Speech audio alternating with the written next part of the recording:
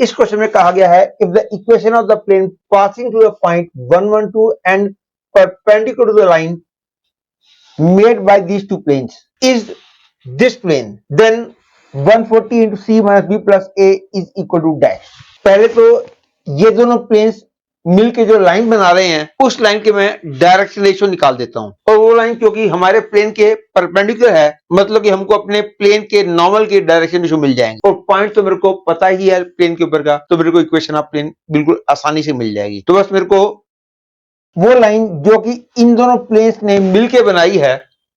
उस लाइन के direction ratio निकालने हैं। ध्यान रखो, दो प्लेन से मिलकर एक लाइन बनाते हैं तो ये दोनों यदि प्लेन है तो this is a line made by these two planes, मतलब ये दोनों प्लेन्स मिलके इस लाइन को रिप्रेजेंट करते हैं। मतलब कि वो पॉइंट्स जो कि इस प्लेन की इक्वेशन को भी सेटिस्फाई करें, इस प्लेन की इक्वेशन को भी सेटिस्फाई करें,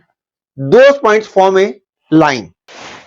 और हमारी लाइन के डायरेक्शन रेशियो एबीसी है, तो एबीसी की वैल्यू निकालने के लिए मैं ये बात यूज करूंगा क्योंकि मेरी लाइन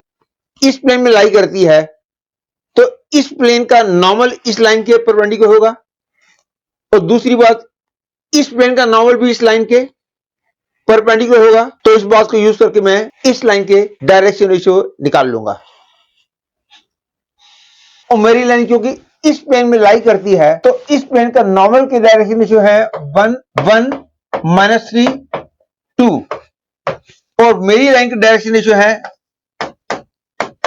सपोज एबीसी, और क्योंकि मेरी लाइन इस प्लेन में भी लाई करती है और इस प्लेन में भी लाई करती है तो इस प्लेन का नॉर्मल मेरी लाइन के परपेंडिकुलर होगा, इसलिए ए माइनस 3b प्लस 2c 0 होगा, और इस प्लेन का नॉर्मल भी हमारी लाइन के परपेंडिकुलर होगा, इसलिए 4a minus b plus c is equal 0 होगा, which means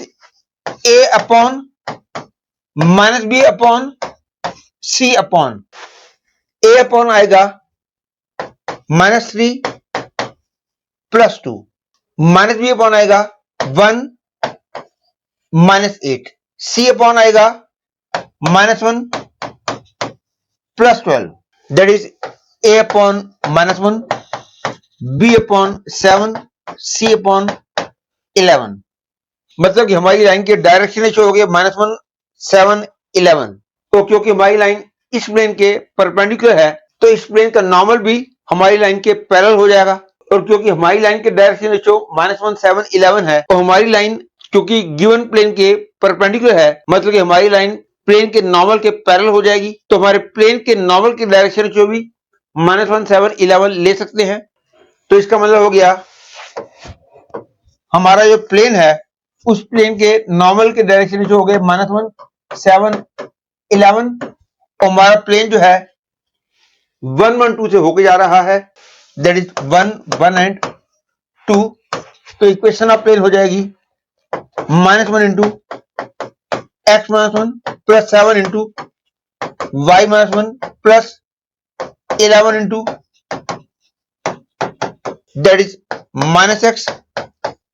plus 7y plus 11z is equal to 28। लेकिन मेरे को जो प्लेन की इक्वेशन चाहिए वो इस फॉर्म में चाहिए जिसमें राइट हैंड साइड में 1 हो, इसलिए मैं पूरी इक्वेशन को 28 से डिवाइड कर देता हूं। I get minus 1 by 28x plus 7 by 28y plus 11 by 28z equal to 1। तो ये हो गया कैपिटल ए, ये हो गया कैपिटल बी, ये हो गया कैपिटल सी, और क्योंकि हमने इसकी वैल्यू निकालनी है that is 140 into C minus B plus A का मतलब 11 by 28 minus 7 by 28 minus 1 by 28, 11 by 28 minus 7 by 28 minus 1 by 28, that is 140 into 3 by 28, that is 15. Hence the answer to this question is 15.